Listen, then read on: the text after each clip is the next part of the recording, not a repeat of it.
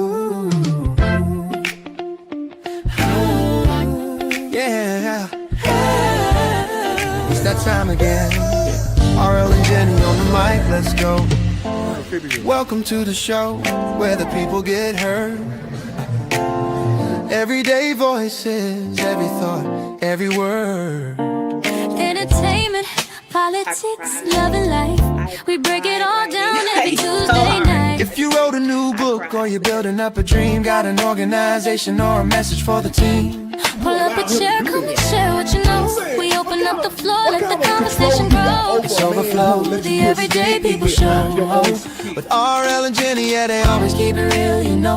At 7 p.m. Eastern time, we go live. Tune in, tap in. Let your story come alive, overflow. Let your voice overflow. From the headlines to the hard lines, we talk about it all.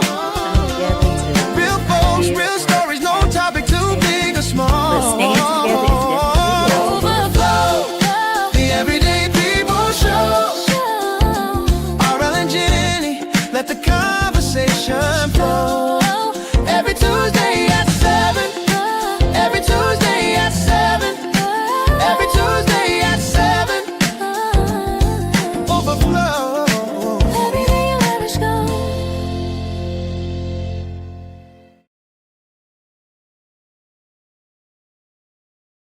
We muted. And welcome back to Overflow, the Everyday People Show. Hey, and welcome everyone. Welcome back, y'all. Welcome back. It is Tuesday once again, man. The week be going by fast, don't it? It does. Seems like we just had a show, man. Listen, y'all.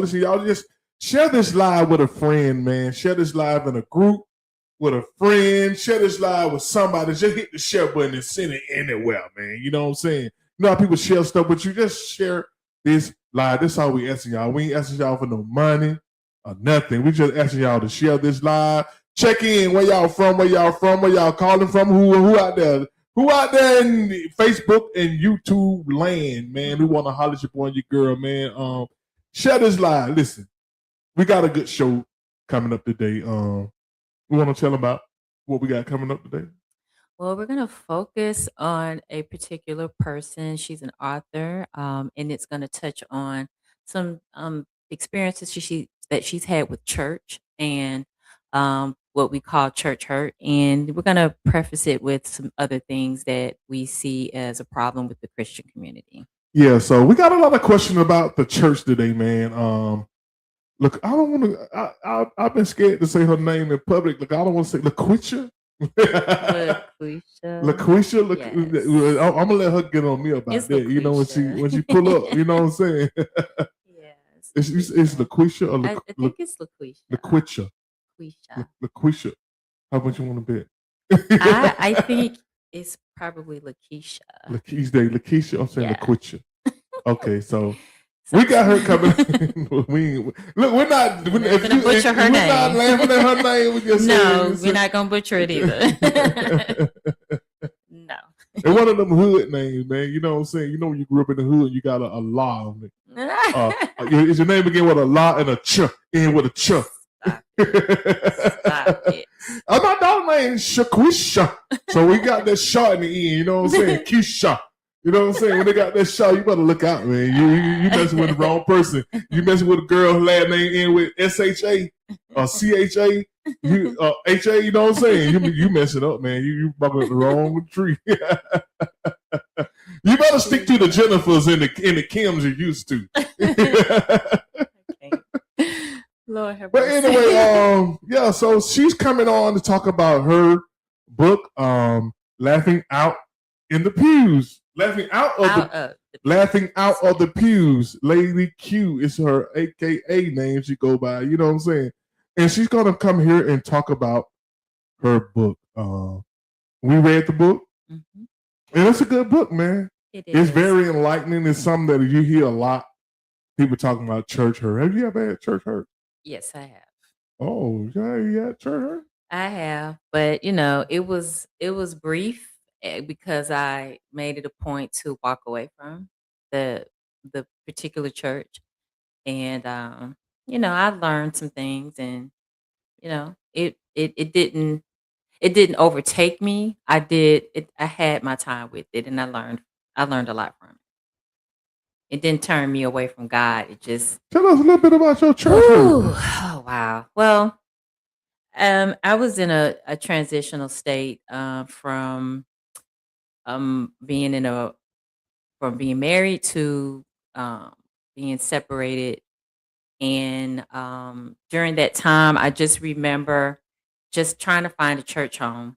And when I went, I think there was an excitement, like, well, who is this new person? And but then after a while, I think because it was a pretty small church, there were concerns that I feel like some of the women at the church had. So and I feel like their concerns were, just why I was there. And my purpose for being there was to um, find some peace and some hope and restoration in my life. And I think when a church is small, people watch you too closely and they form opinions. And I think there were opinions formed that just pushed me away. And I found myself um, being late all the time. I cried every time I left, and it was like, I don't even feel like I can plug in. You join a church, but then if you can't plug in, then that means you don't feel connected. And that was the whole point. So I felt you- isolated. So you think church hurt is just like a thing that women feel? You think church hurt is this thing that like when you go in searching, you go in to be healed, and you come out of that more banged up than you went in. You know what I mean? I mean, Yeah. Yeah, I think everybody has gone through it who's gone through it in the form of, a man or a woman. I think women may go through it probably a little bit more.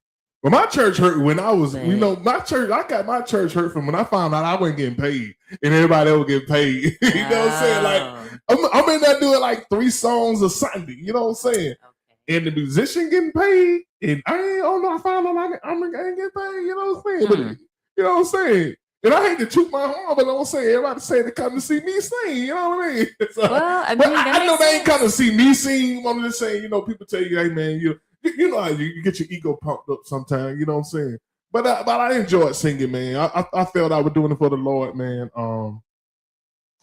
That's interesting. But So but I felt other some people kind. got paid Yeah, that because were like musicians, they'll get paid. okay. They'll pay a musician to come in to play for you, but you don't get paid. You know what I mean? Gotcha. But it ain't no big deal though. It wasn't no big. It wasn't no big deal like that. I just thought that was kind of like, you know what I mean. Mhm. It was kind of like a weird thing. You know what I'm saying? Not even a love offering. You know what I mean? Mm. Like, but it's all good. Well, let me ask you this: were the musicians like stationed every Sunday there, just like you were? No, the musician, they was, it's like a hired hand. You know what I'm saying? I The got you. a musician gonna go to the highest bidder. I got You know what I'm saying? Some they wasn't a member of the church. They just came to play because they getting paid. You know what I I mean? got Saying, but I was a member of the church, so I guess they felt like this is some you. Your service. you know what I'm saying? This is my service, and I looked at it like this is my service. You know what I'm Mhm. saying? Because I always wanted to serve when I went to church. So yeah, that was my if you can call that church Yeah. hurt. You know what I'm saying? I was just about to say maybe you felt like, hey, I'm putting in some hard work too, just because I'm a member. Shouldn't I get a little coin too? Y'all share this live. If y'all tuned in right now, y'all please, ma'am, sir, y'all share this live. We got a great guest coming up tonight. This is her book. It is called "Laughing Out of the Pews," and it's a youth pastor's journey through church hurt, healing, and finding joy again. And she's a funny lady too, and motivational speaker, inspirational speaker at that. So y'all want to hear about a church hurt story, man. Y'all better stay tuned. Y'all call all y'all church folks and say y'all need to tune in because somebody's gonna come on and talk about church hurt, what y'all be talking about. You know what I'm saying? Yes. And it's church hurt can for some people keep them out of it. Like they won't go back. Like they'll Yeah. experience it and then they won't go back. And the church is already taking a hit, man. Across the board. I got a question. In Texas, they passed. They're trying to pass a law to mandate reading the Bible in school. What's your thoughts on it, dude? Y'all answer this, and y'all are part of this live too now. This is the Everyday People Show. This is y'all show. We just driving the bus. You know what I'm saying? So what are y'all thoughts? Y'all think they should be mandating people reading the Bible in school? You know what I'm saying? Don't they kind of like go against separating church and state? It does. It does, and I don't agree with it as far as forcing it on someone. As far as like you're talking children, I think that should be up to the families of those students. The children come from homes. Parents should be given that right to decide if they want to implement that in their child's life personally, not that it's taught in school. What if your child is? What if you practice Islamic? Well, what if your practice, your faith practice is not Christianity? How that works? You know what I'm saying? Like, right. I don't. I consider myself a Christian. I consider myself a believer because I don't want to be consider myself the same thing. People who, you know what I'm saying? Like, you know what I'm saying? No, I get it. What I'm trying to say, say you got the Democrat Christian and you got the Republican Christian. They say they're reading the same Bible, but they believe in different things. Like, what? How do you? So this my thing. I'm all for personally reading the word, learning about the God that I serve. The thing is that when you make it a mandate in school, you're forcing it. And I don't care if this is America, it's a personal choice. America is supposed to be founded on Christian values, but it's not. It's when you look around, it's not an example of Christian and that's values. what I'm saying. America, how can you say something is founded on Christian value when you whooping people's butt to work That's for free? What I'm saying. You know what I'm saying? You raping people. You killed off a whole civilization of people. But how can you then come back and say this country was built off Christian values? Yeah. So now you got to say, what is Christian values? Is Christian values any good values? If you're gonna say that, you know what I'm saying? So that's why I say keep Christianity out of politics. You know, keep religion, period, and not just Christianity.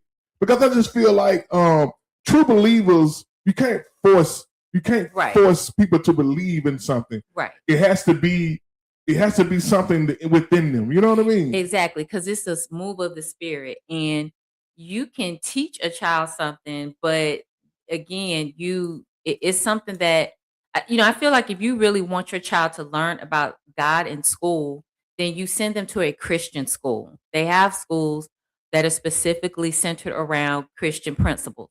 But when you're talking about public education, when it's all said and done, if you are a Christian and you're raising your family in that and your children, whatever they are learning, they're going to bring that to school with them with how they move through the school. So you don't have to teach it at school. That's something that comes from home. And if you truly want your child to have their education lined up with that, then you send them to a Christian school.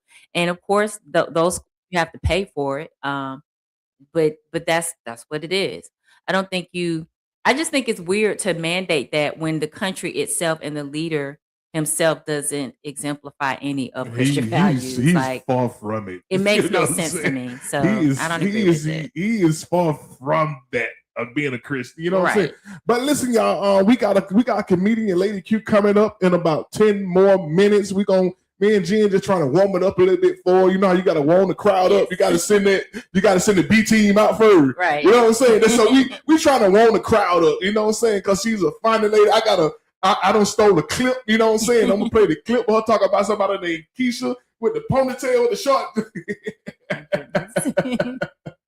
Yeah, so I can't wait to bring her up, but we got to warm it up for. We got to get her. She's sitting in the queue now waiting. So anyway, y'all, answer this question, y'all. Do y'all feel like Texas should be mandating reading the Bible in school?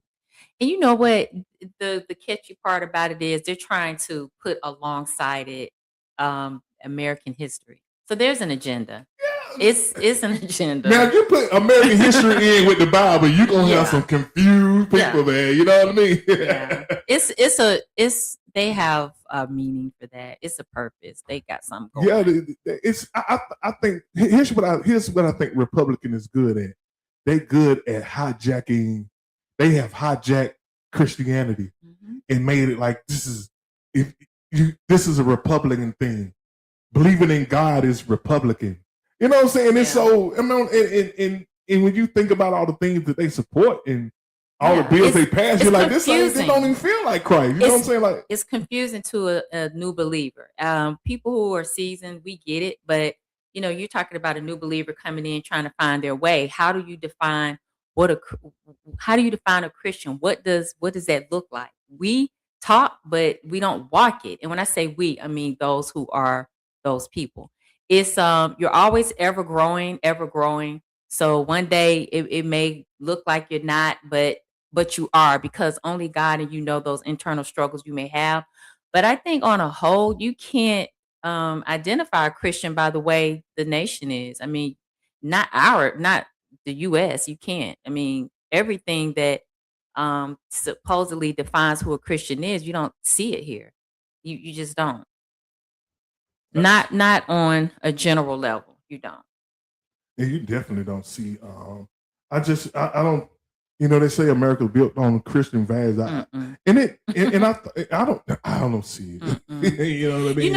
Like just say if you see, and I'll just say the religion of Muslims, okay? Like I have a picture in my mind of a Muslim. This is what comes to my mind. I think discipline. I think they have a system. It's an order. They just do things a certain way, and they're identifiable. When you look at us, it's like it's like the wheat and the tares. Everything looks the same, and people get confused because it's like, well, what do y'all believe in? What identifies us? And sometimes I think that's the question: what identifies who we are? And I think the America just the representation of Christ.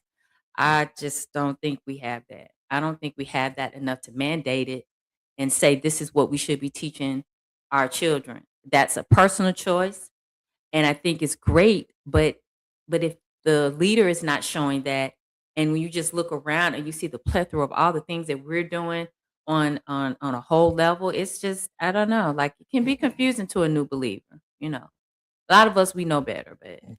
All right, so we're gonna go ahead and bring up Lady Q. I'm not even gonna let her pronounce her first Laquitcha. name.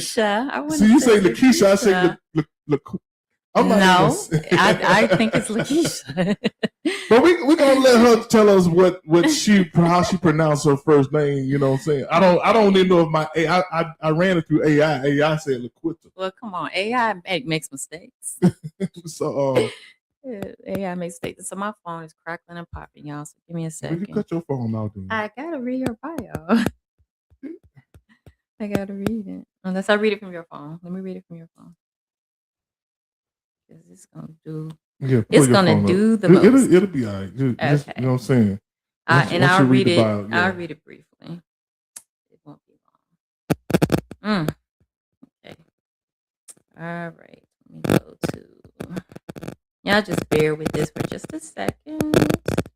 Her phone interferes with the system. It's 5G. I'm connecting with the 5G. All right.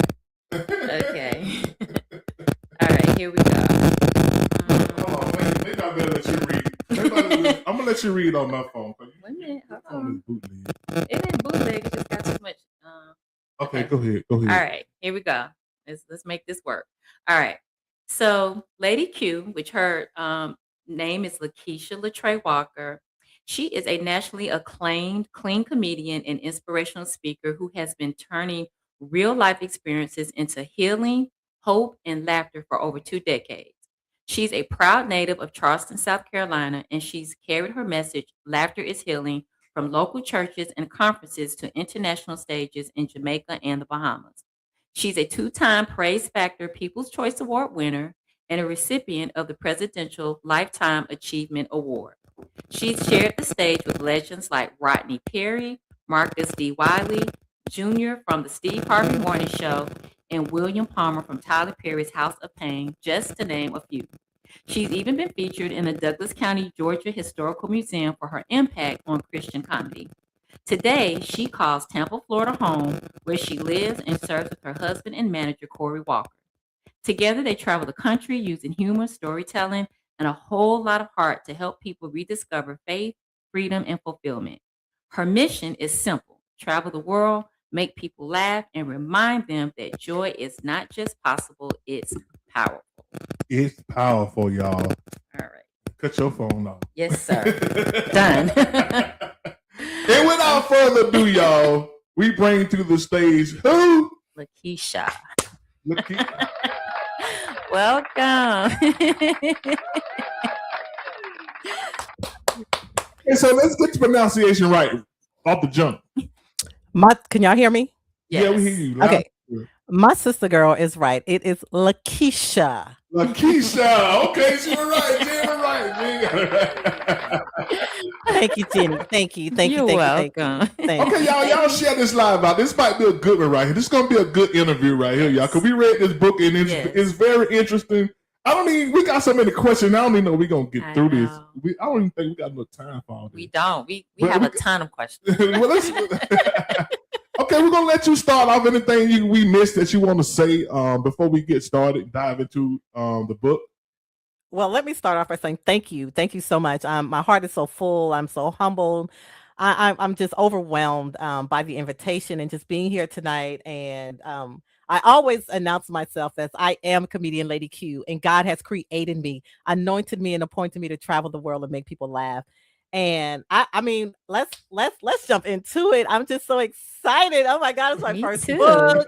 I'm feeling the energy. Oh my gosh, yes. Robert, I don't know how far back we go. Bankhead days. Bankhead. You know, I was in Bankhead for a minute till I got robbed. Yeah, you been Bankhead for a minute. You know what I'm saying? Till I got robbed. You got what? Till I got robbed and I left. Oh, you got robbed? I didn't never know that though. Yeah, but it was cool. You know, my family born and raised in Bankhead. Shout out to my ATL cousins, everybody. I'm not gonna call names. I'm gonna miss somebody. They're gonna be like, "Why you say that about me?" But shout out to the ATL. I love you guys. I miss y'all so much, but I don't miss that horrible traffic. Oh. All right then. All right, Jen, you ready to get started? What you want to start with, Jen? Well, my first question to you is, when you were in that particular church, I'm just going to kind of jump right into it. Okay. How long were you a member there? I was a member. I'm curious. Oh, I had to talk to Black Jesus because, you know, me and Black Jesus, we got to understand that I say stuff and then I got to be like, I'm sorry, Black Jesus. And then he forgive me for it because I call it 12 years of slavery. But it didn't start off that way, but it was 12 years. Okay. 12 years in the church, was there when that particular segment of that ministry started because it came out of another ministry. And so I was fresh in Atlanta out of Charleston, South Carolina, found the ministry. It felt like home because I grew up Pentecostal. And I tell anybody, if you know anything about the Pentecostal faith, that's when you went to church Sunday morning at 9:00. You didn't leave till Thursday night around 10 p.m. So it felt familiar. So it was 12 years being a part of the ministry. Okay. And so my second question would be, what year mark did that shift that you felt that you talk about in the book? At what point in that year mark did you feel that? At year 11. So that was towards the end. Yeah, well, I saw it in other aspects, but it was never directed towards me. So it hit me at that 11th mark, and I got really ill, and I lost 30 pounds I lost 40 pounds in 30 days. And I'm gonna make it as short as I can. After many months of testing and different things like that, I ended up being put on Prozac, and my doctor told me if I continued to do what I was doing, I would die. And I was stressed out by working in the kingdom, doing the work of the Lord. And so things started to shift in, but I asked God. God gave me several times to leave. He, and that's the thing. We try to hold on to so much, and God gives us avenues. He gives us bells, whistles, visions, all of this stuff. But for whatever reason, when it comes to the church and when it comes to ministry, when it comes to kingdom, we feel like we're stuck. We can't go anywhere because this is the vow that I made to the ministry. But we got to think of the vow we made to God first of all. But what I did prior to everything falling apart, I said, Lord, I said, give me a way out. Just don't make it through death or sickness. And he did. Wow. He did. Wow. He did. Yeah. Sometimes that loyalty piece, we attach it to God, but when we're dealing with other people, that's what makes it hard. Yes. Yes. Because we're looking for God through them to help bring more out the God in us. Yes. Yes. Yeah. And there's nothing wrong with that, but we got to remember, we have to remember we are human beings. We're forever evolving. We're human beings. And I think a lot of times people put the humans over God, and it becomes a little flaky sometimes. Yeah, I agree with that. Okay. So, and that's a good thing about this book. You kind of like you wrote the book and you was giving pointers in the book at the same time. So it was kind of like, oh man, you know what I'm saying? Is she answering the question? Right. Yeah. So, but that's good though, because you're not only talking about what you went through, you explaining. You know what I'm saying? You giving people, explanations why you going through it. You know what I'm saying? To maybe like help them get through what they may be going through. Right. So why did you feel a need to do that? The because reflections? I don't want anybody to be bitter. Right. And well, let me say, I don't want you to hold on to bitterness. I want you to become better. And so when we hold on to bitterness, we're stuck and we can't go anywhere. So we have to maneuver and we have to find our way through that pain. There's purpose in our pain. There's testimony in our tests, and there's blessings in our bitterness. There really is. And so that's where the pointers came from, because I had some people call me like, girl, I was ready to take off my earrings, and oh my God, I can't believe my sister was going through that. And there were people that were in it with me and didn't know, what I was going through, because I mask very well. I mask very, very well. Because I am that person to bring everybody else out of that slump. So I know how to, I always say this, I know how to act when I'm in church. I gotcha.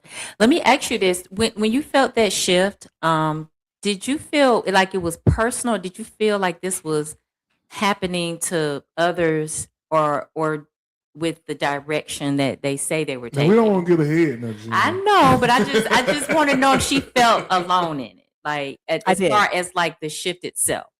And then I won't jump ahead of the questions. Yes, I did. Okay. I felt alone because I chose not to share it. I gotcha. Okay. So that's why I say I max very well. Oh, okay. I'll see y'all later. Okay, even somebody else. I'm Yeah. sorry. No, so no, somebody else could have been going through it too, but you wouldn't have known because you kind of stayed within yourself about it.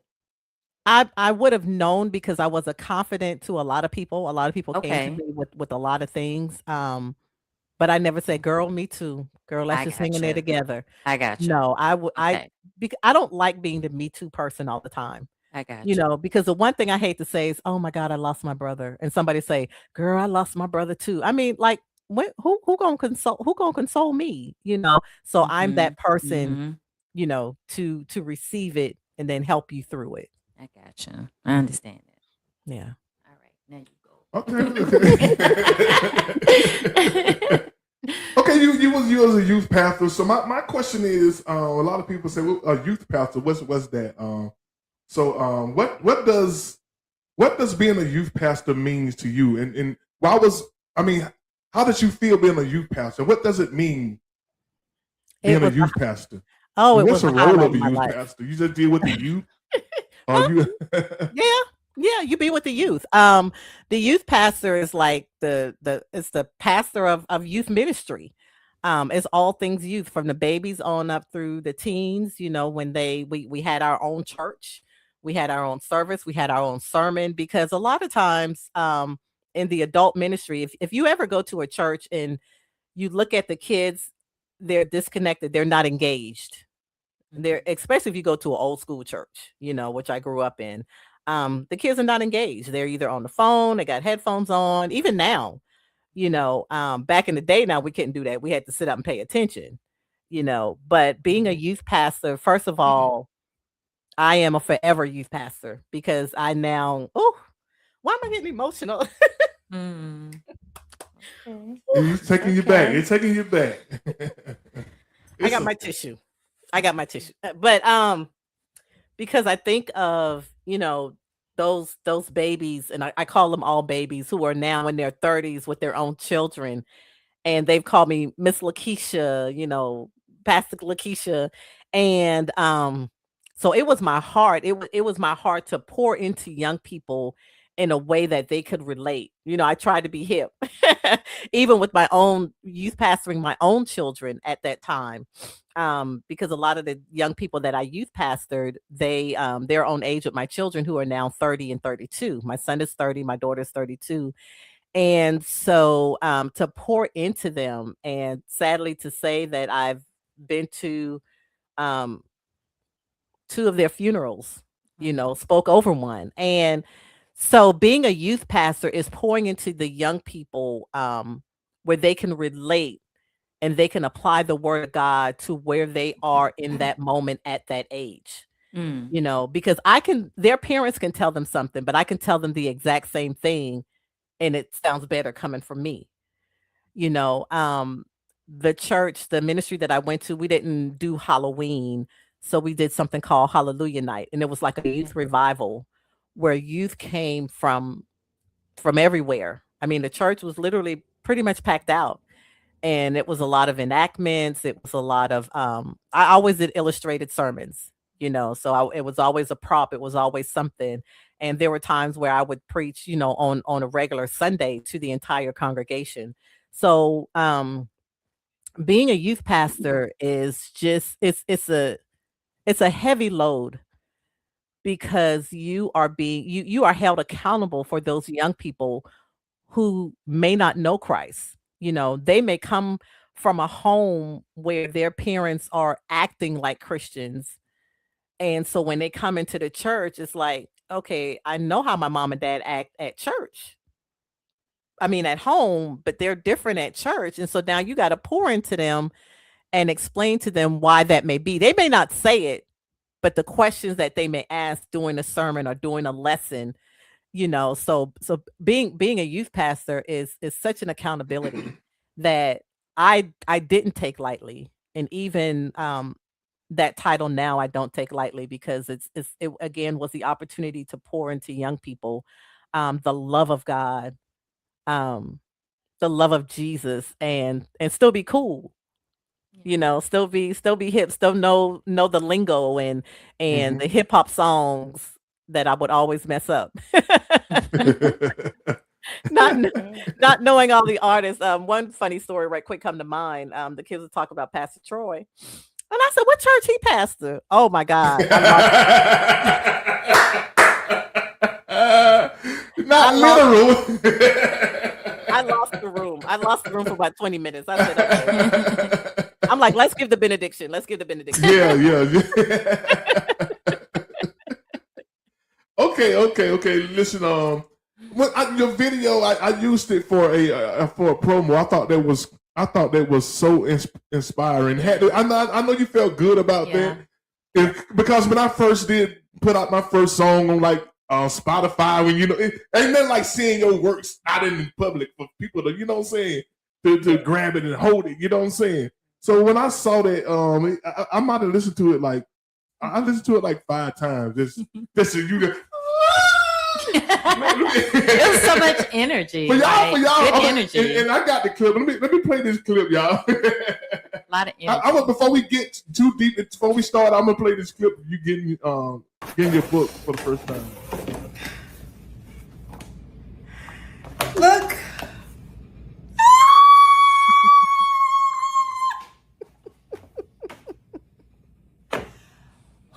Okay, I'm really holding back tears. So this is my book, Laughing Out of the Pews, a youth pastor's journey through church hurt, healing, and finding joy again. You guys go on Amazon and order your copy. All right, y'all. So y'all heard what you said. Go on Amazon and get y'all a copy. Precious. I didn't play the whole clip. It was like he was like rambling through, fumbling through the. I was like, this is exciting. I was excited for you. So tell me what was you going through in that moment? You know, surreal. You know, it was just like I'm about to unbox something because I hadn't seen the final product. You know, I got like the draft and all of that stuff, but the color and the pages and the forward and, you know, all of that stuff, I hadn't seen it. So my publisher said, you know, videotape it when you're opening it for the first time. And so what's going through my mind, first of all, let me just be real candid and honest. I'm not a reader. I don't even read like that. Let me just say that I don't read like that. I read when I have to. I read when I need to. So to be an author, to write a book, it was just something that I never thought would happen. And somebody saw something in me that I didn't see in me. That's how I became a comedian. Somebody else saw me to be funny. And here I am 18 years later.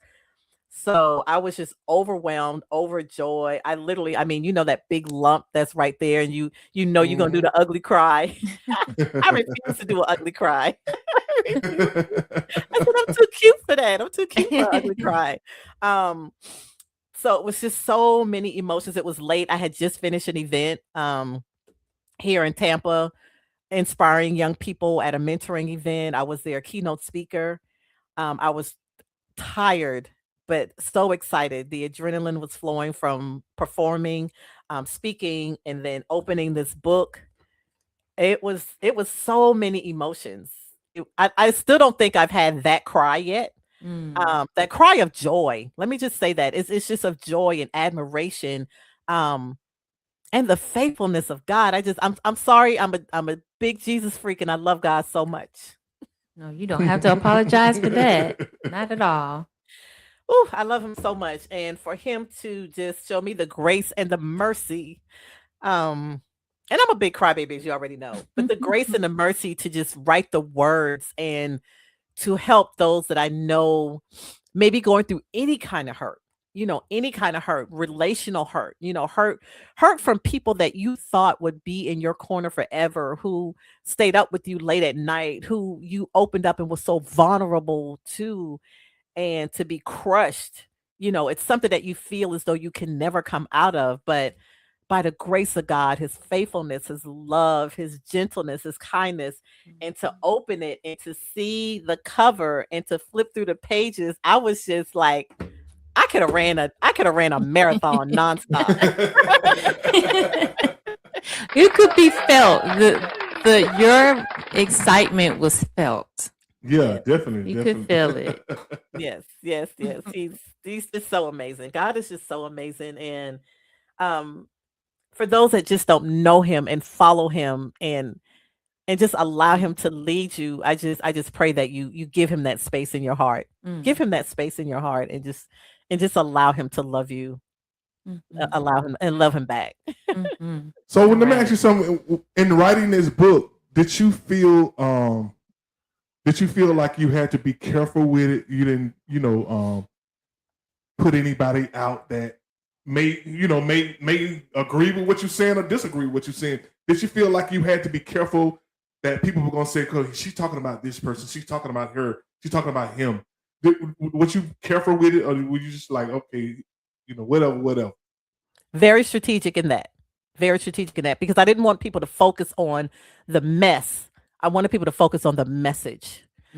The message of coming out, the message of healing. So some things were kind of twisted and turned a little bit, for the sake of the church, because I don't when we say the church, when we say that to some people that don't go, they're thinking, see, that's why I don't go to church. All churches like that and this, that, and the other thing. I did not want people to come out of it like that. I did when you got to the last page, I did not want you to not ever go to church or, you know, deal with church folk. And that's the base of my comedy, dealing with church folk with their little crazy self. But so yeah, it was very strategic not to be messy, and not to make anybody look bad, but enough to know to feel the pain, and then know the message and me coming out of it. Because at some point we've all been there, even if it was shade thrown at us from a girlfriend, or a family member, that auntie at the cookout, So yes, I was very strategic in placing words and stories very carefully. And when we finished reading it together, I had the feeling at the end that that's what it was. Like you weren't trying to give that feel like church is bad.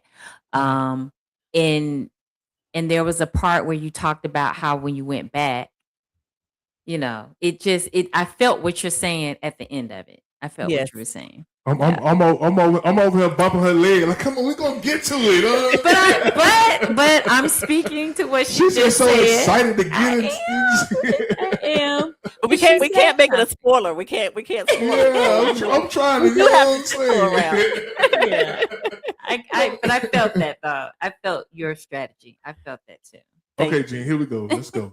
All right. Chapter 1. Let's start at chapter 1. We're gonna start it chapter by chapter. Come on, let's go.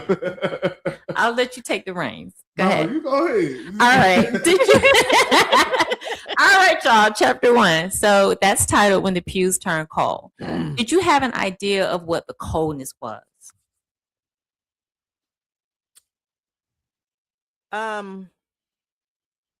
An idea, a little bit, yes.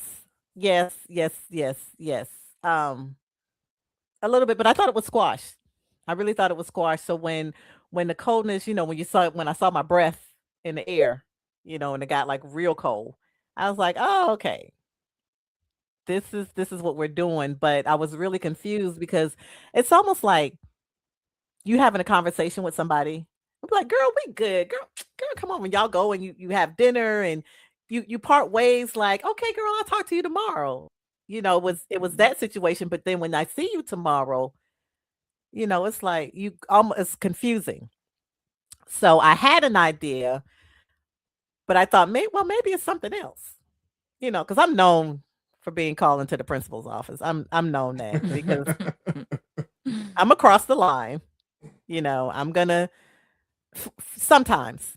Like I said, most of the times I mask very well. So it was a little confusing, but then it was like, can it be that? So there was an idea. Okay, but you don't want to go into what you thought the idea was. No. Okay. Not See, right I just have to ask, you know what I'm saying? Yeah. We'll yeah. But it was some coldness there, right? It was How did cold. it feel? How did it make you feel? Isolated, betrayed, because again, when you think everything's good, when we kiss and make up, and then the next time you bite me, it's like, wait a minute, where'd that come from? So I was caught off guard. I don't, I like surprises, but I don't like being caught off guard, in a sense. Surprises are something that's supposedly good. Surprise, it's your birthday. But being caught off guard, it's like, whoa, wait a minute, I'm being ambushed. That's the word I want to use. So it's like, okay, I don't like this, so now I'm looking like, okay, I was, excuse me, in corporate, and I was part of our safety team, and we talked about active shooters. And when an active shooter come into a place, you fight, you hide, or you run. So that's what I'm thinking. Do I need to fight? Do I need to hide? Do I need to run? What's happening? Fight or flight. Yeah, fight or flight. I'm feeling ambushed here. So did it make it worse that this is a place of worship? Like, because you feel like when you're at home, it's a safe place. I should feel comfortable at home. Did you feel like I should feel comfortable in the place of worship. I mean, this is where we worship. We all got something in common here now. You know what I mean? Like, I'm gonna say this, and then I'm gonna end it. Like, I'm gonna say it and not really elaborate on it. No, because I've seen it happen before. I've seen people be ambushed before, but I was on the outside looking in. And so I wasn't surprised in a sense. I was probably surprised. Again, I was surprised because I thought it was squashed. And then I was surprised because it was me. Like everybody like me. Like what? And so, seriously, if somebody don't like me, I really I want to know why you don't like me. Because everybody like me. But so in that particular house of worship, I've seen it happen to others. So I wasn't surprised that it happened there, but I was surprised that it happened to me and how it happened when I thought it was squashed.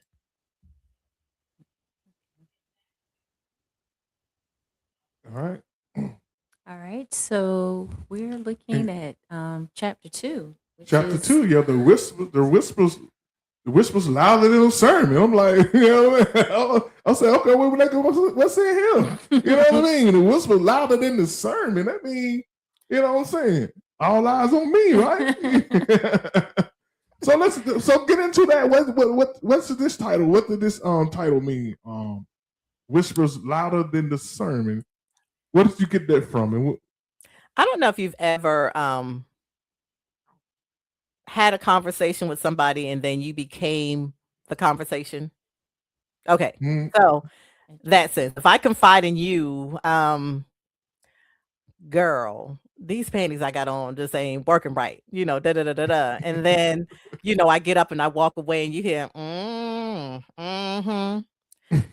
so if you know something about me and then it's being preached over the pulpit, and I'm looking like, I know you're talking about me, and then that it's been said outside because of the response. You ain't getting an amen. You're getting a, I know that's right.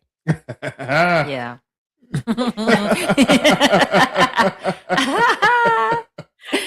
Yeah. You know how you in a crowd and somebody waving and you don't recognize them and you looking around to see if they waving at you or somebody behind you. That's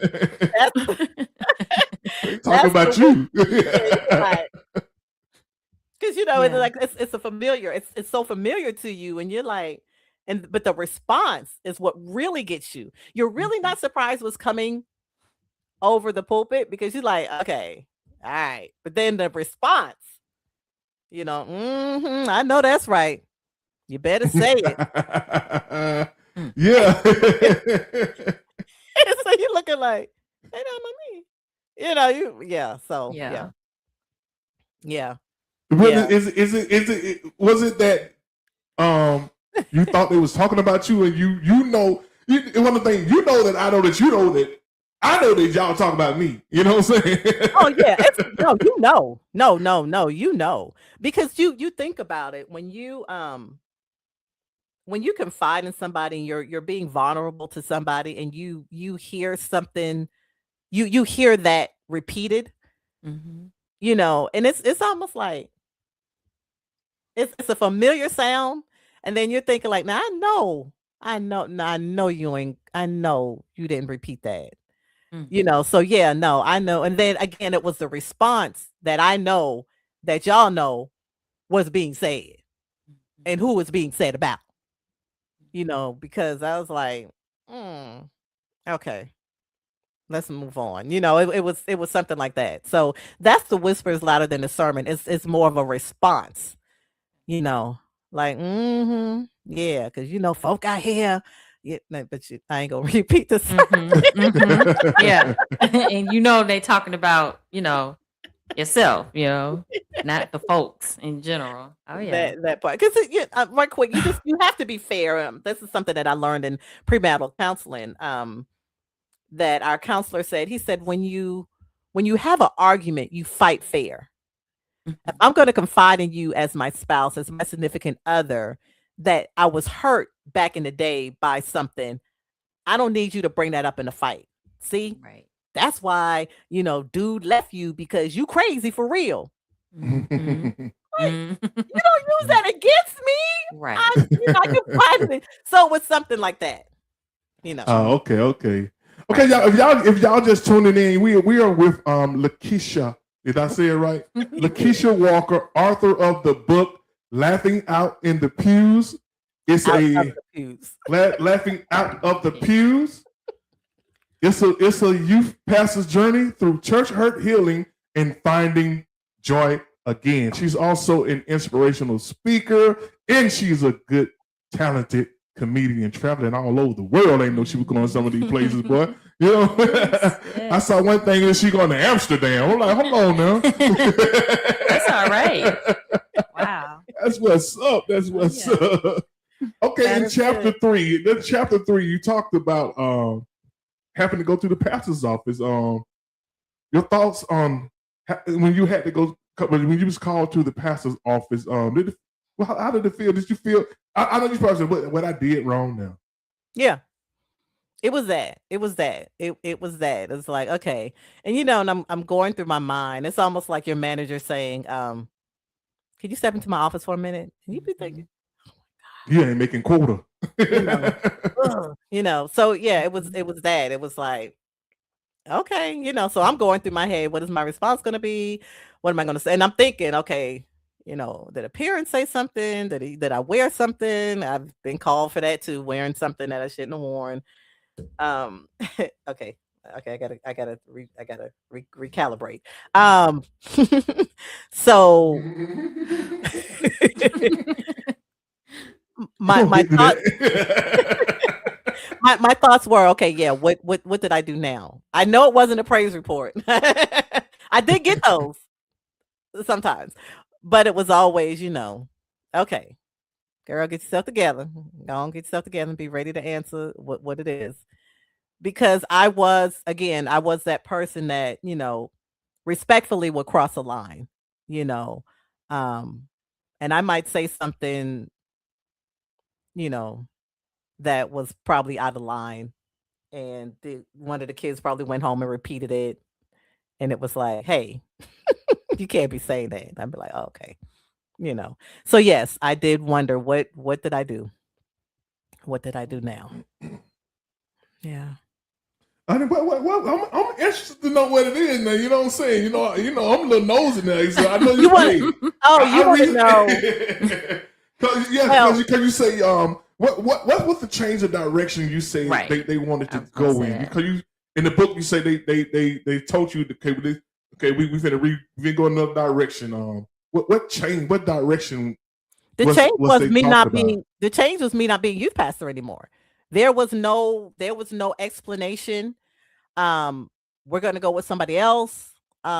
We don't need you anymore. There was rumors. Let me just say that, and I want to protect a lot of people, including some kids, some young adults now. But there were rumors.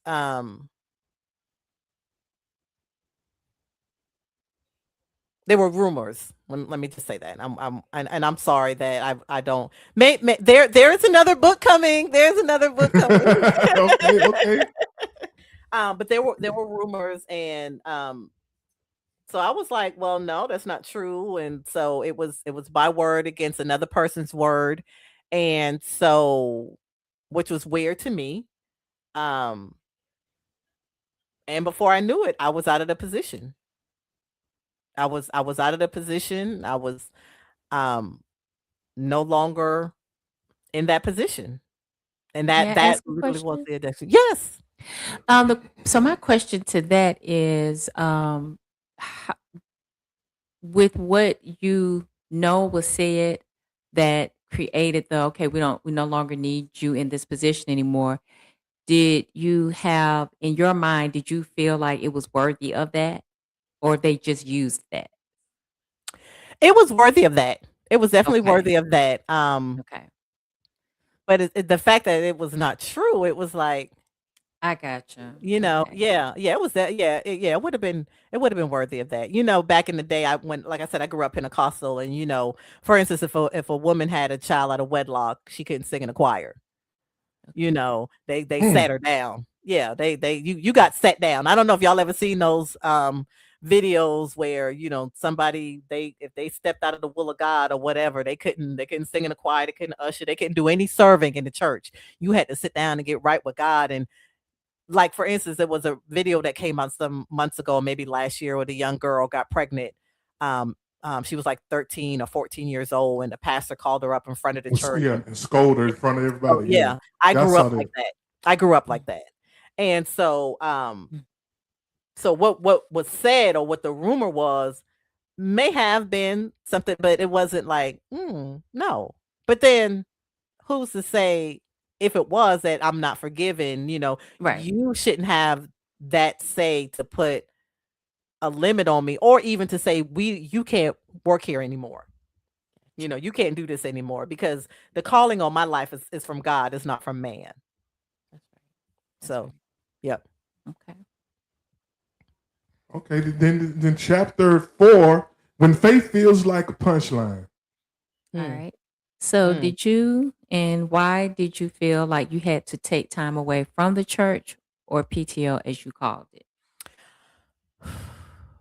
Because you go in and you're not even receiving anymore, because all of these things are going on. You have to like cleanse. You have to take a sabbatical. You have to go away, because it's almost like half and half. You got half of the people on your team, the other half not on your team. You're being torn emotionally in so many ways. You're just showing up. You're literally just there. You're not receiving anything, and then what you may receive is the and the looks, and the sly remarks, and the shade being thrown. So yes, I had to take time away, because I wasn't receiving. So it had to be me and God. God had to talk to me, because he wasn't talking to me, or I couldn't hear him in that setting. He may have been talking to me, but I wasn't hearing him. I wasn't listening. I wasn't even looking for him. Did moments like that that you experienced on those days when you went to the services and it was that way, did you ever cry when you would leave? Oh yeah. Yeah. Oh yeah. Yeah. But why I cried? I cried for my kids, my young people. Because when it was all said and done, and I walked away, my phone was, oh my gosh, going crazy. With the young people. Why are you leaving? And that's the thing. And I walked away. I never said, because they told me I had to leave, because this, that, and the other thing. They said it, but I didn't say it. The church said it, but I never said anything. To this day, I never said anything. Nothing about them. I just walked away. That's good. Yeah. That says a lot about you. Thank you. Welcome. All right, in chapter 5, you spoke about this deacon who kind of gave you the eye. You know what I'm saying? It's chapter 5, the deacon side eye that broke me. How did that make you feel? I mean, you know what I'm saying? Do y'all have one of those churches where they sit the chairs out front and do devotion? Y'all don't have no devotion in church, do they? Yeah, child. Yeah. It wasn't. Trying to be funny. It wasn't that, but a lot of people came from that particular background. But it's like these are people that, and again, some stories have been a little turned to save face, but these are people that I broke bread with, watched kids. My kids spent time with their kids. So to me, you were my brother. You were okay. We cool, like we dapping it up, like. And then so to get the side eye, it's like, now, because okay, let me say it like this: when it happened to other people, we would conversate in a sense of, man, that's bad. Like, I can't believe sister so and so, brother so and so, they gone and this, that, and the other thing. So now that I'm going through, I ain't getting the man, sis, I'm sorry. I'm getting a side eye. So it's like, Ninja, are you serious? And it's just because of who I am and how I am, it it broke me. You know the saying, I thought we were better than that. Mm-hmm. That's where it came from. So that's why it broke, because there were conversations a lot of us had when we saw other things that wasn't quite right. We had like a how you have a meeting after the meeting. Yeah. You ever been in those? You have a meeting after the meeting, like, dang, man, and people are showing empathy and man, I'm so sorry. But then when it came to me, it's like, whose side are you on? For real? Like, you know me. And so that's why it broke me so much. That's why. Because I thought we were better than that. Did you were you sharing anything that you were going through with anyone, like your family, your kids, or your husband? Or you just internalized it, all of this, kept it all in? I internalized it. I wasn't married at the time. Thank God, because my husband. And I was saying, We was trying to figure that I was out. saying she couldn't have been married. Right. That big guy, he would end up in there turning the pews. Right. He'd knock down the pews. Let me tell you. Yes. That happened over 20 years ago. My husband and I just been married 5 years. And he knows of the story and everything. And to this day, he was like, if I see any of them, he want to go off, like, now, like, not even being a part of my life then. So I wasn't married. I didn't share how I felt, how it hurt me to anyone. Not until 2018, I spoke at a women's conference in Myrtle Beach. And that was the first time. And this happened in 2008. 2018 was the first time I ever spoke about it at a women's conference. I was supposed to speak about a particular subject. And I started speaking. I was looking at my notes, and God just changed it to a testimony about the church hurt. First time I've ever talked about it. And it was the last time for several more years, a few more years. And at the end of that, it was women wailing because they thought they were the only ones and didn't know. And at that time, I was still healing, and I didn't know. I thought I was over it, till you start talking about stuff, and then you get mad, and then you want to be stomping people in the ground. And I tell people my name Keisha, I fight. So no, I didn't share.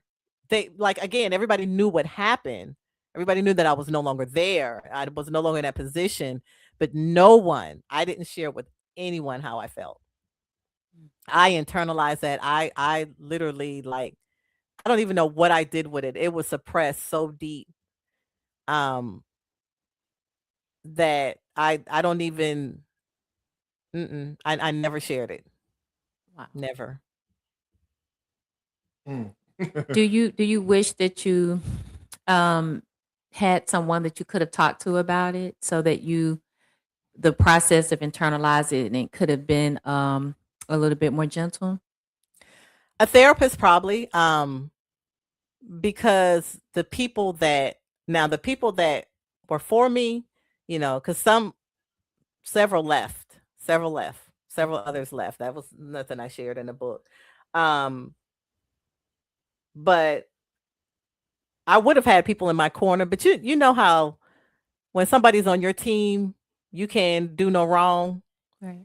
And I don't know. I didn't want that at that time. I didn't want the girl, they wrong for that. And that I didn't want that. I just wanted to, like, just hug and hold me and rock me. Like, I am so sorry. I didn't want you to fight for me. Yeah. I didn't want you to, go to bat for me. And some did, some tried. I didn't want that space because I asked God. I said, Lord, take me out of it. I asked God for that. I just didn't know he was going to do what I did. Yeah. Okay. Now, the next time God tell me to go and get on up somewhere, you best to believe I'm out. I'm throwing out real quick. How long did that go on? Like, I mean, from what time to what time did you say that this went on? And you know what I'm saying? About a year. Why did you hang in there that long? Oh, about a year? Yeah, about a year. About a year. And again, it was the ministry, it was the work of the Lord. It was God. I'm doing this for God. I'm doing this for the kids. You know. And oh yeah. We're gonna keep it clean. Mm-hmm. So I guess you felt like you was in middle school, right? That's how you started off chapter 6. When ministry feels like middle school all over again. What does that feel like? Middle school all over again. I've never been to middle school. I went from elementary to high school. So middle school is when you develop your cliques. Middle school is when it's them and us, and you know, that's when you start to compartmentalize the groups of different types of kids in the school. You know, the non-popular ones, the popular ones, the pretty girls, the not so pretty girls, the nerds. That's when that starts. That starts in middle school because it carries on over to high school.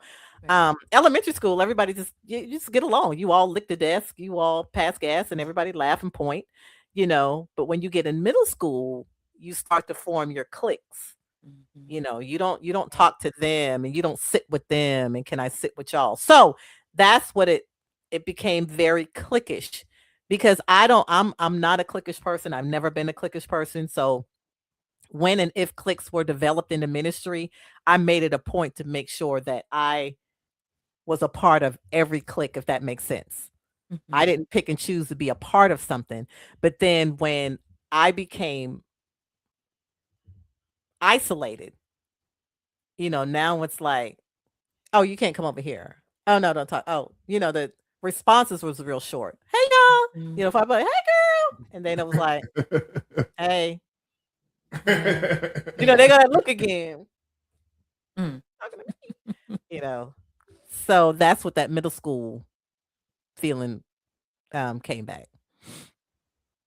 Okay, chapter 7. When I was reading, when we were reading chapter 7, I was kind of visualizing it like you getting it, like you getting to church late and you trying to sneak up in the church. You know what I'm saying? I had that Pink Panther music in there. Take us through that in a comedic way. You know what I'm saying? In a comedic way, take us through this one. Did you feel like it was some kind of intentional agenda directly at you? You know what I'm saying? The escort, deliverance. Oh, yeah. Because I mean, first of all, being a part of the ministry for so long, you know, you get along with everybody. I'm good with everybody. So it's almost like hitting a brick wall. You know, you walk, you like, wait. And you're like, oh, that wall ain't for me. So you try to go around the wall. And then the wall right there, you try to go the other way. So it's like the wall is following you. So the escort was like, again, it's that looking behind me, like, is this okay? You pull it up at the church. Let's start right here. You pull it up at the church. You pull it up at the church. You're not the car. You know what I'm saying? You're a comedian. I know you know. Some improvisation. You know what I'm saying? Give us some of what you do in the midst of talking about the book.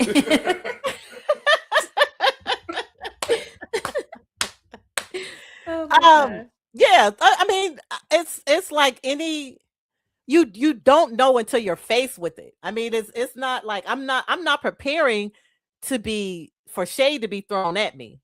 You know, I'm not going in with my guards up. I'm not, you know, I'm cute. And listen, let me tell y'all something about me. And Robert, I know you've seen me and husband's pictures on social media. Oh yeah, that guy, man. I don't know if I'll be watching him more than you. Cause I'm trying to see where they do shopping at, man. That's a clean man, man. I ain't never seen anybody got glasses to match every outfit. Now I've always been stylish, but he's brought color into my life. Oh But yeah.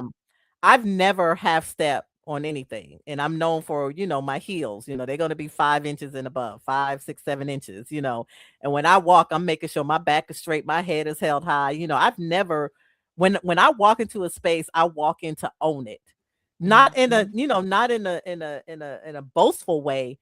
Right. No, I am Confidence. with confidence. I am Yeah. God's daughter. I'm a Mhm. daughter of the King. And my daddy he ain't raised no trash. So I'm representing my father here. It's like when you Mhm. go outside when you was, growing up and your parents tell you, look, you carrying this name.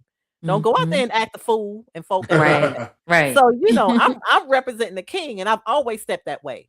I have a really big personality. I don't apologize for. I used to apologize for. I used to dim my light. I don't do that anymore. And nobody should have to ever do that. So I say Right. all of that to say I'm walking in bright.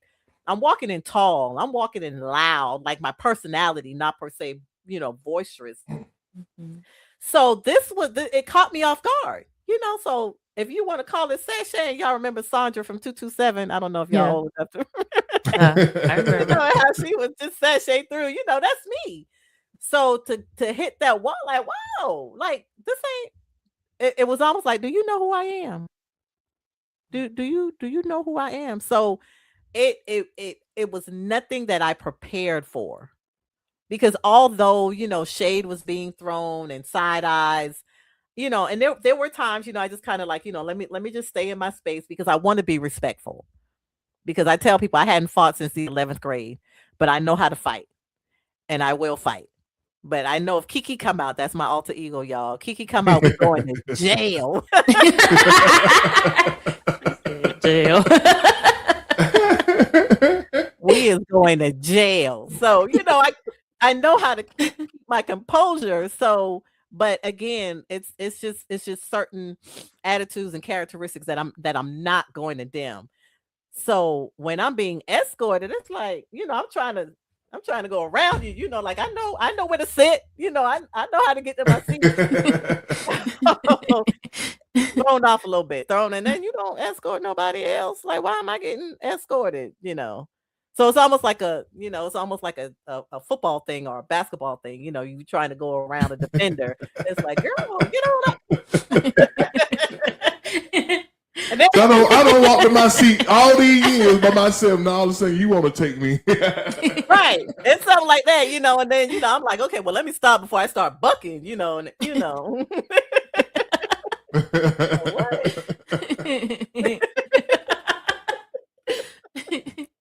So yeah, Yeah, you got that Charleston, South Carolina ism bank here. Let me tell you something.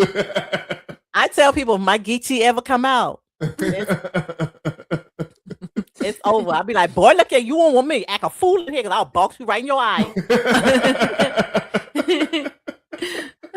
So Kiki is my Geechee girl. If my Geechee girl come out, we going to jail.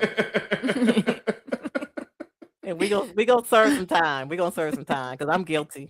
Yes, Your Honor. Yeah, I bust her up because she act a fool, and I act a fool with her. But the Lord has delivered me. Praise God. Okay, it was a time when I thought in these days and time, she probably would have came out in chapter 8 when this happened right here.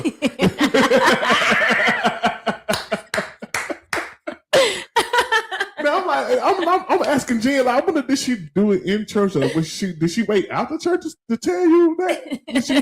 Did she do it doing it? Were y'all taking up collection and you walked around and she? I mean, explain how did that? You ever been in? Y'all know. I don't know y'all, but growing up, if your skirt was too short, they walk around. They call them modest cloths. Mm-hmm. And they place it over your lap. Yeah, they place it over your lap. Mm-hmm. So it was kind of like that, and then they follow with an email. Wow. To this day, I'm looking for that email. I know I got, I know Black Jesus really don't want me to find that email. He don't want me to find that email. I know he don't. And I thought the sheet was just for the front row women. It's supposed to be typically because they don't see. I mean, it's not that they don't see you come in, but it's usually if you're sitting in the front. But those of y'all who if y'all listening, y'all don't know what we're talking about. We're talking about in the book. She say one of the mothers on the motherboard, tapped her and said, "Listen, young lady, that thing is too short. You know what I'm saying? You need to cut it." But no, in all seriousness, though, I mean, like that's. I mean, but that's bold. This is the thing about church, and it depends on the type of church you grew up in, the type of church that you attend. Let me talk about the type of church I grew up in. The older women did train or teach the younger women. So if the younger women came in out of place, out of character, I can remember I think I had to been 20. I had already graduated high school, and I walked up in church with red lipstick. And I think she was an evangelist at that time. This was in Charleston. She came up to me with her open hand and wiped my lipstick off. What? She didn't say a word. I was like 18, 19, 20. Oh. Literally wiped my lipstick off. My red lipstick off. Obviously, you haven't developed your full Keisha yet, right? But again, that's how we were raised. Yeah, I understand. But I did kind of like, first of all, I don't know where your hand been. Let's start there. I know that. Okay. And then that lipstick wasn't cheap for me. You could have said wipe it off, or tone it down. But for you, go to the restroom and remove that. You know what I'm saying? But I think that's why a lot of young people are not receptive to church now, because you know what I'm saying, they know a lot now. You know what I'm saying? Yeah. And so, but that's how we were raised. So if your skirt was too tight, because I grew up in the church, we couldn't wear pants. Women couldn't wear pants. So yeah, if your skirt was too short, the mothers told you or they gonna tie that sheet around you. They gonna make you a skirt, And so, and what is too short? I know how to act in church. As I said earlier, I know how to act. My mom always taught me, when in Rome, do as the Romans do. So I ain't like I had on a mini skirt, and we know when you sit down, your skirt rises a little bit. Right. And then I'm hippie. My great grandmother, that's what she left me. She left me her hips. So we know it's gonna rise a little bit more. So it's just it's a thing that some of the older women in church feel like they're entitled to. In some churches, not all of them, because now they know young folk crazy and they ain't really trying to get that smoke, because young people will they will come for them. Don't come for the young people nowadays. In the church, they would do it. Yes, they're gonna react wherever you do it. That, you know what I'm saying? Yeah, they gonna match energy with energy. So they don't do that anymore. They'll look at you, and they might tap somebody and say, "You need to talk to her," because you go talk to her. I ain't talking to her. You know who her mom is. So yeah, it was. I'm gonna leave the email alone. I'm not even gonna look for it no more. But it's an email. I got a follow-up email. So did y'all talk about it after church? Or what became of it? Like, did you leave the church at that moment, or you? No, because of the way I was raised. Respect your elders. It wasn't a conversation that I even wanted to have with you, because it was going to be a back and forth. It wasn't going to, because I'm not that person to say, you need to stay out of my business and mind your business and this, that, and the other thing. And so it was at the end of every benediction, I was in my car. I wasn't trying to have many conversations. Good for you. Yeah. Wow. Yeah. I like that. Yeah. Let's talk about the church politics, the comment that nobody asked for. The church. It's the shade, it's the sly remarks, it's the stuff like hold on, I gotta be real careful. Let me have my mom will say this. You ever heard, pastors talk about I didn't want to say that, but money being discussed, paying tithe being discussed in church. And versus saying why you should pay your tithe. We all go to Malachi, that God would open up the windows of heaven and pour out a blessing you don't have room to receive. He required 10. Instead of you saying coming from the word, which you would come from the word, but then you got to throw some shade in it, like, that's why some of y'all struggling with your bills right now because you're robbing God. It's Yeah, will a man rob God? You sit here with $20 in your pocket. You know what I'm saying? Some of y'all going to Golden Corral right after this, so you need to go on. Or if you don't give it, your washing machine gonna break. He gonna get his money somehow. He gonna get that money back. Man, church politics like that. It's like, come on, now you really think people gonna give. You really think people gonna give. And so it's church politics like that. And some find it funny and some don't. It's like, no, we don't want that. So did you feel like because you wasn't connected with anyone, it restricted you from serving the way you in the capacity you wanted to serve? Like in the book you talk about, like you went in a certain the cliques. They had cliques in the church, right? And if you're not connected with this person, you kind of get to this person, you got to go through this person. So what was your thoughts on that? Serving. Serving was done. It was, that's like you being the CEO of a company and now you're the janitor. Yeah. It's just like you wouldn't, no, just let me sit here and get the word, so because of the side eye, the shade, the rumor, the talk, the whispers, the saying you don't want to, because there you don't feel a safe space anywhere.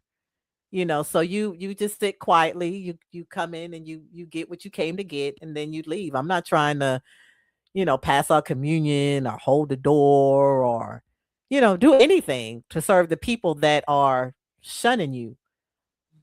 You just, yeah. That so it makes you cold. So it kind of makes you cold. In a way, it makes you cold, like, okay. Cold in a sense, cold in a sense. Y'all got it, Yeah. Even and I hate to say this, even in a sense to this day, I don't serve. I said this earlier at a women's conference a couple of weeks ago.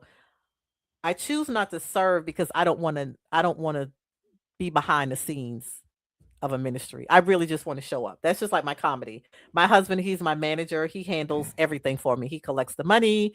He talks to people about when they can book me, what it costs, this, that, and the other. I just want to show up and make people laugh and go home. Sign, take selfies, sell my merch, and go home. I don't want to know what y'all talking about. I don't know what the deals you're trying to make. I don't want to know none of that. And so that's how I am in the church. We recently joined a church here in Tampa, and I'm okay just sitting down. I don't want to sing on the praise team right now. I don't want to, because I don't want to know what's going on behind the scenes. I don't want to know that. I just want to show up and, just do your thing. Yeah, just be fed. Mm-hmm. Yeah, I'm gonna be greedy. Yeah, I want to be fed, and that's it. Yeah. So in chapter 10, God didn't hurt me, people did. Did you feel like God was breaking you to move you into your purpose? This what it kind of turned into you. Okay, this is what God is doing this. He's moving me to another space. Instead of looking at it like this is something they doing to me, you view it now like this is something something that had to happen to me. Yes. Now, then it was them. Now it was God. Because I had to remember, God took me back to this, what you asked for. You asked me to take you out of it. You just said not through death or sickness. It's almost like Job, when the enemy, was in heaven and he was looking, he was scurrying heaven and God was like, basically, what you want?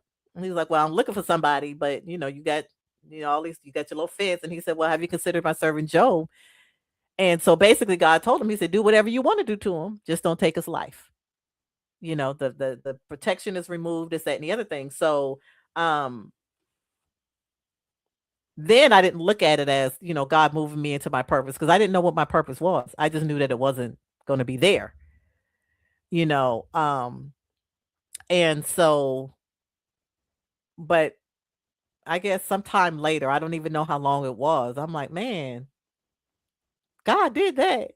I mean, he So you certainly see had the to do light it. now. I He see. didn't have to do it like that. He ain't had to do it like that. But he did that. But me and Jen, we have conversations sometimes, and I was telling Jen sometimes, God will break you to put you in a place. Because sometimes we be stubborn. We feel like this is what I want to do. You know what I'm saying? We can be stubborn. I want to be a youth pastor. This is all I want to do. But God, I got a bigger purpose for you. You know what I'm saying? So, but He had to break you to move you from that. You know what I'm saying? Because otherwise, we'll just still be there.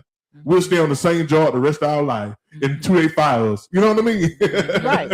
You're right. And that was that, because when I was gone, I always thought about, man, there's so many churches in Atlanta. Like, why was I so afraid, in a sense? Afraid is the right word. Why am I so afraid to leave? I just walk away, girl.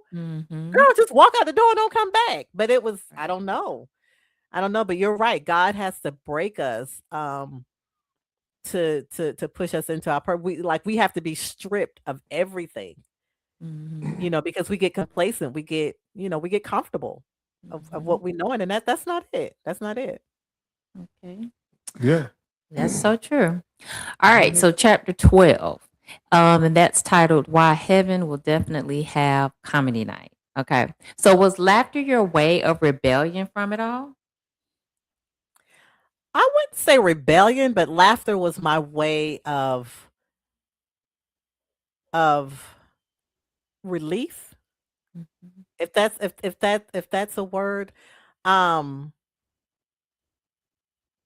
Because when you look back on how somebody wronged you, or maybe you wronged somebody, you be thinking like, girl, I can't believe you did that. That's so stupid. Girl, you really put sugar in his tank. Like, girl, out of all the things you could have done, so when you're going through, you really don't know, but when you look back on certain things, you laugh at it. Like, I can't I can't believe no, I ain't gonna share that story, but but it's like growing up, when you heard a female, I honestly, I've never done this. When you hear a female slicing a guy tire, or whatever, you sit back and be like, girl, you so crazy. He could have came out and shot you. Like, so many other things could have happened. I don't think it was a way of rebelling from it all. It was my way of finding relief from it all. Like, was it really that serious? Yeah, it hurt, but girl, you ain't want to be there anyway. You did not like, I mean, if you really tell the truth, you did not like going every Sunday. So it's kind of like relief. It's like, oh my God, I always say comedians have the gift of saying what other people think. We get to say it out loud, and nothing is really, people don't really come for us, because it's truth. You're speaking truth. Like, girl, you won't go anyway. They ugly, and so.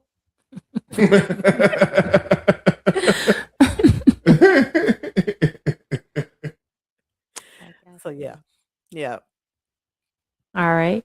So chapter 14 of this, when did you realize that you were in your new purpose? Like, once all of the drama of the internal emotions you felt, like, at what point did you realize that, okay, now I'm really walking into what's really for me at this point in my life?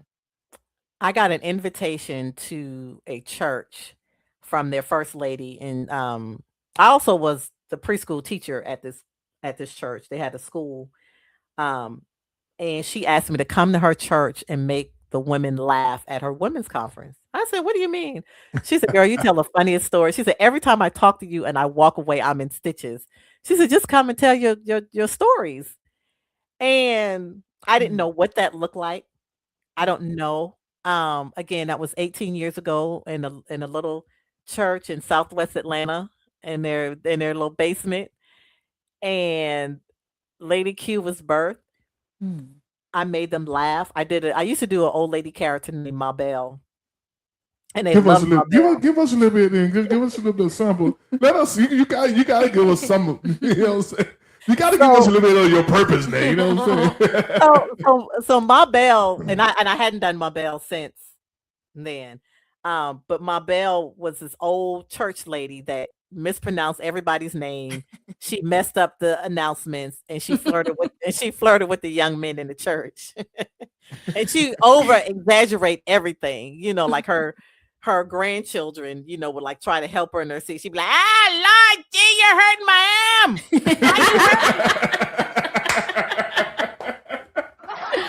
Oh my And then- goodness. And they Okay. would, like help her sit down, and she would flop in her seat. And Lord, gee, that hurt my back. Lord, I gotta go back to the doctor. You might need to resurrect her. My daughter's trying to get me to resurrect Marbell, and You I don't know. should. Oh my gosh, you should. She's so much, because I literally like get in the character. You don't even know what you mean. And so I did Marbell. I came out as Marbell, and I talked about it. I saw a young man. I said, "Hey, baby, what your name is?" And he said, and he was like, he said Mark. I said, "Oh, Marcus." Yeah, you need to bring her back.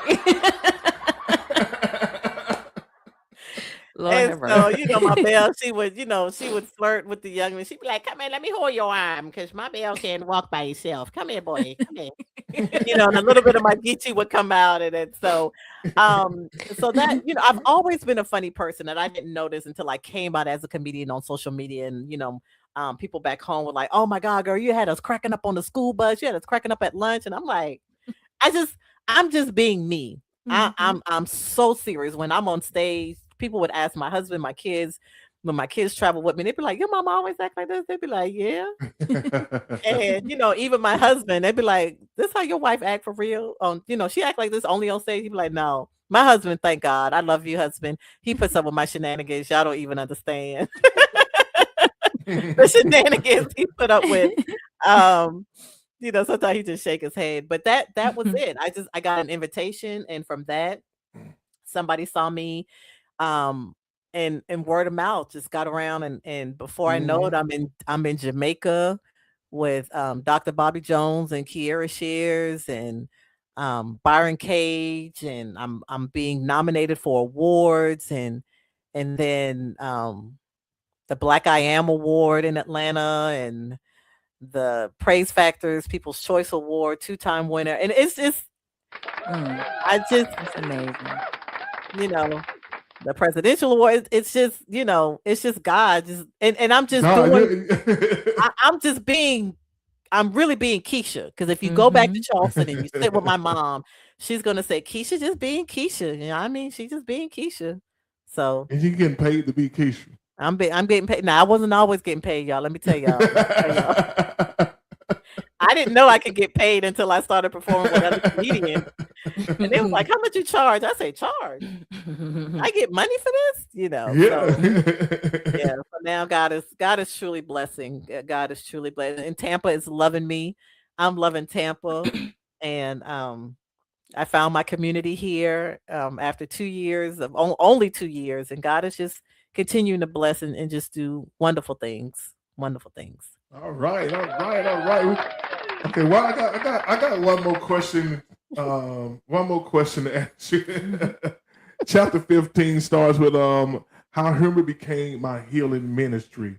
Has anyone from the church responded to you about the book positively or negative in a negative way in the church in question? I haven't gotten anything negative. They ain't coming for Keisha. They don't want that smoke now. You out of the church now? Yeah. The positivity comes from those that was in it with me. And so it's just the positive comes from how well it's written. Because I know those that may be wanting to say something negative about it, they were looking for mess. And that's not even me. I'm not a messy person. So I don't even know why they would look for it. But and then some of them probably didn't even knew that I went through church hurt. Church hurt? What you mean by church hurt? I can the spirit told me that one. Thank you, Black Jesus. But yeah, but the positivity came from how well it was written. You know, classy. You know, I remember my son using that word because I had to go into that environment, not necessarily in that building, but the environment where it was a lot of individuals there. Because I was invited by someone, and my son said, "Mama, you so classy. You just so classy, Mama, the way you just walked in." And I, you know, and I ignored and threw shade, but it was so classy they didn't even know it was being thrown at them. Right. That's fine. That's the way to do it. Yeah, that's the way to do it. So yeah. So nothing negative yet, but if you have anything negative, take it to the Lord. Take it to God. There you go. All right. All right, Jen, you got anything, any other questions you want to ask? The only question that I would have for you is if you could do it all over again, would you have had it be any different the way it happened? No. And I say that because I wouldn't be where I am today. Absolutely. And it taught me, it healed me from other hurts I may have had. You know, laughing my way through it. And that's my tagline. Laughter is healing, my purpose, my passion. So the laughter that I bring heals me. And I know it heals others because I've had others come up to me after shows and be like, you know, I wasn't going to come tonight, or, you know, you put me in a place where I thought I had lost. And one little old lady, I remember her telling me, she said, "Baby girl, you opened up my tickle box tonight." So that's why I know that I was created, appointed, and anointed to make people laugh. I'm not just a comedian. I am a God called comedian. Amen. I am. Amen. I am. I know. And I love the fact that you're a clean comedian. Thank you. I love that. And it's That doesn't mean she don't cuss. No.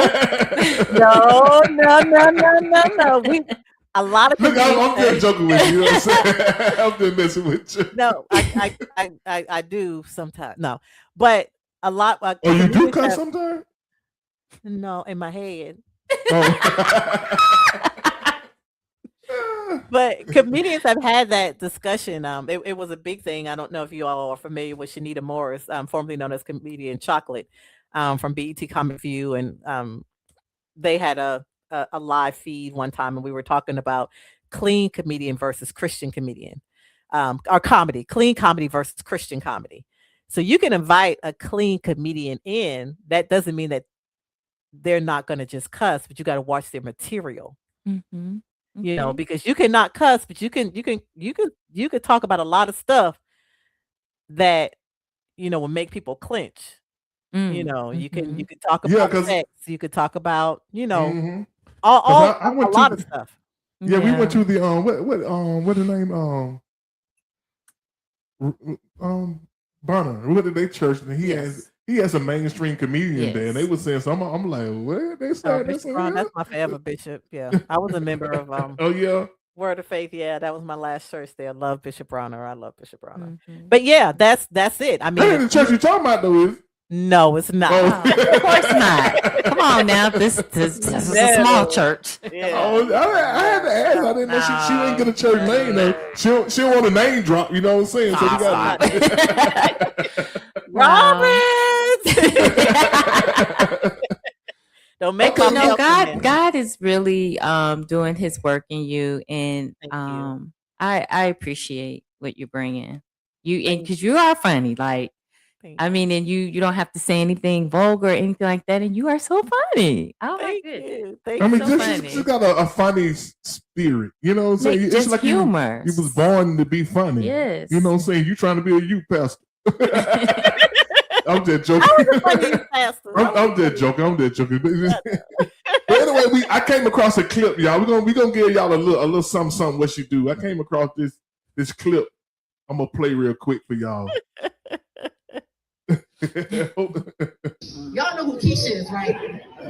You know Keisha can fight because Keisha looked like she could fight. Keisha had 2 inches of hair and that little rubber band that stood up on the top of her head. and the rest of it stuck out. She used to walk around there like this.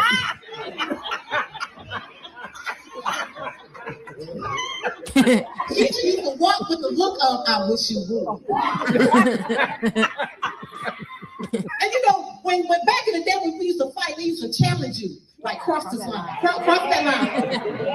And then they used to do a lot of bucking, you know.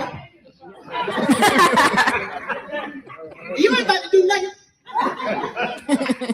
And the more people egg you on, and the more people hold you, the wilder you got.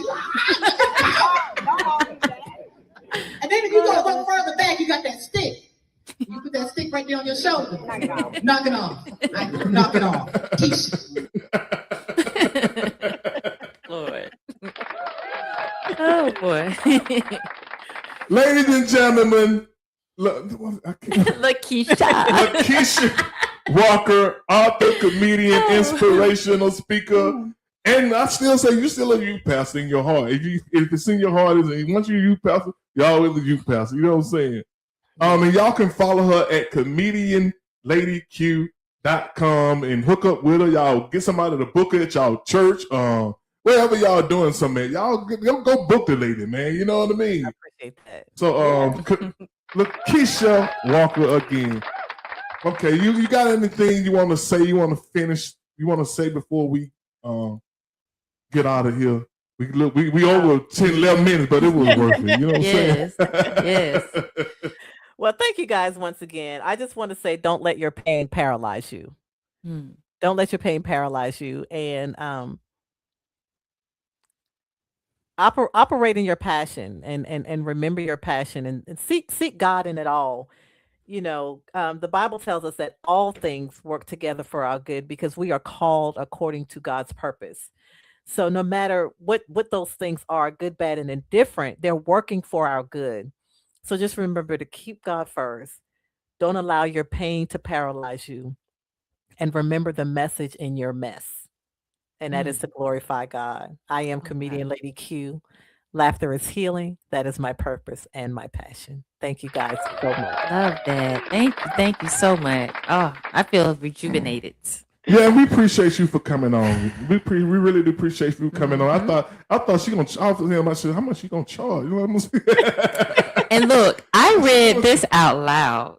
Oh, I read this out loud. Cause I'm kind of like you. I'm not a huge reader. I got Speechify on my phone. I got Speechify. That's when you put the book in there and then to read it out. Church, I can let Snoop Dogg read it. I can let anybody read it. You know what I'm saying? They'll read Snoop Dogg and be like, and the preacher walked up to him with a sign out. You know what I'm saying? And they actually do that, but for some reason I couldn't get it in my Speechify. But we had to read it out page for page, you know what I'm saying, in real life. Let Jen read it to me. Yeah. So. I do want to say one more thing, that there is a journal coming to match this. So there's a journal coming, and hopefully that'll be out before the end of the year. But there's a journal that's going to come with Laughing Out of the Pews as well. Oh, look forward to that, because the reflections at the end of every chapter gave me that feel like you could write in it. Yes. So I'm glad. Thank you guys so much. This was and let everybody know again where they can get the book. I'll post it right here while you see it. Yeah, so you can get it on Amazon through the link on Amazon. I want to say if you get it through Amazon, of course you'll get it. If you're a Prime person, you get it in a couple of days. But if you order through my website, you will get an autographed copy. Oh no! You shouldn't have said that. No.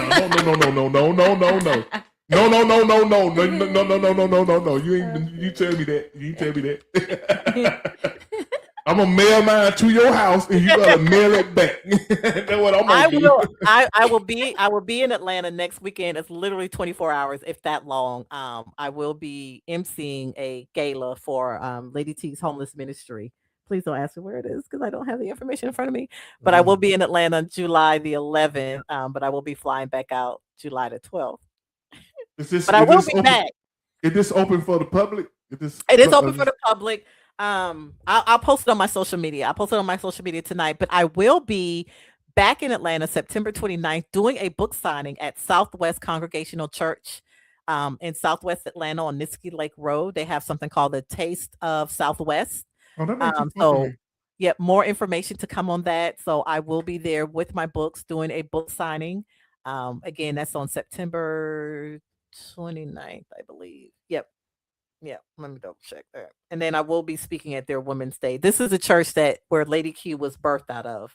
So that is September 26th. September 26th, I will be in Atlanta on Niskey Lake Road at Southwest Congregational Church, the Taste of Southwest, doing a book signing, and I might do some comedy as well. All right. Ladies and gentlemen, Laquitcha Walker. Y'all go follow her at comedianladyq.com. And once again, we thank you for coming on. And we love you, and you can't do nothing about it. I love you guys. Enjoyed too. you. Thank you. I enjoyed being here. So, and go to my website so you can see where I'm going to be, because I'm going to be in Atlanta a few times. I got the breast cancer event coming up, so October the 11th, I think. I'm doing all these little plugs because I don't want people texting me and saying, "Why you telling me about my event?" That's a long way away now. Well, not really. I mean, stuff come up real quick, but yeah, Sure October does. 10th. I'm talking about with my mind. With your mind. Yes. So just follow me. Follow me on all social medias at Comedian Lady Q. So thank you guys. Thank you. Okay, once again, thank you as well. All right. Keep shining, because that you are. Thank you. Thank you. All righty. All right, y'all. We gotta get into Jenny's quote of the week. Y'all ready for Jenny's quote of the week? I am. You ready for your own quote? Of the week? am. Let's get to theme music in. From the heart of the people, let the spirit flow. Higher motivation everywhere we go. Jenny's got the word, keeping faith inside. A little bit of heaven to make your week right. Let the cup run over, let the truth speak. It's time for overflow. And Jenny's quote of the week.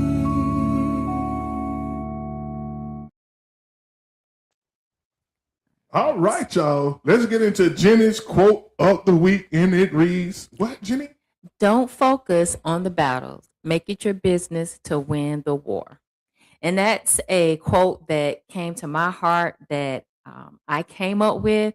I've heard many other quotes similar to it, but this came to my heart because a lot of times in life, we have all these everyday battles with people. Sometimes we have battles with our health. We're thinking about what somebody said. We're worried about stuff that's happening in our jobs. But this is the thing. God says in his word, the battle is not mine, it's the Lord. Sometimes you can't put too much focus on those little battles because you're going to lose some. But God is with you, and your focus should be the war, winning the war, because that war is this lifetime. Finishing up, running that race well to get to the end so that you can hear, well done, thou good and faithful servant. So don't put too much emphasis on the little battles and stressing yourself out, because some of them you may fall down in it. But remember, God has you in all of those little battles, and some of them are only for him to deal with, that's out of your hands. But the biggest thing for you to do is to win that war. That should be your focus, the end goal, making it through all the way to the end. All right, Jenny's quote of the week. Don't focus on the battles. Make it your business to win the war, y'all. Amen. Jenny's quote of the week. And we have come to the end of the show, y'all. And we'd like to give a special thanks to Laquitcha Walker, and the author of the book, Laughing Out of the Pews. Y'all go check the book out, man. Y'all, listen, we got to start supporting each other, man. This is what this show about, man. She ain't been invited on Oprah's book club, so we got to start creating spaces for our own people, man, to promote our own people, man, who's out here doing small things in a big way. Absolutely. You know what I'm saying? But she's on the way to the big thing. Now, you know what I'm saying? People like me ain't gonna be able to book her in a minute. You know what I'm saying? So y'all go support her, man. Y'all go support her while she on the rise to the top, man. Laughing Out of the Pews. Laquitcha Walker. And her what's her? Let me find her. Y'all follow her on Comedian ComedianLadyQ.com. Y'all write it down real quick. ComedianLadyQ.com. And y'all follow her on all her platforms to keep up with what she's doing. She's on the rise. And y'all can say, man, I remember she was on the Overflow show. She came up, you know what I'm saying? But this is what it's about, man. If we give y'all a hand for tuning in, Yes. Thank you. sticking and staying. That's what we like. We like when y'all stick and stay, baby. We like when y'all stick and stay. And you know what, y'all? We really appreciate y'all. We love y'all. And guess what? Ain't nothing y'all can do about it. Ain't nothing y'all can do about it. Peace. Bye.